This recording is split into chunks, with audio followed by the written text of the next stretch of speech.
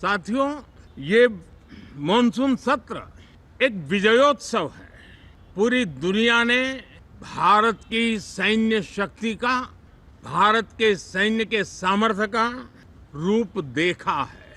Operation सिंदूर में भारत की सेना ने जो लक्ष्य निर्धारित किया था 100% अचीव किया।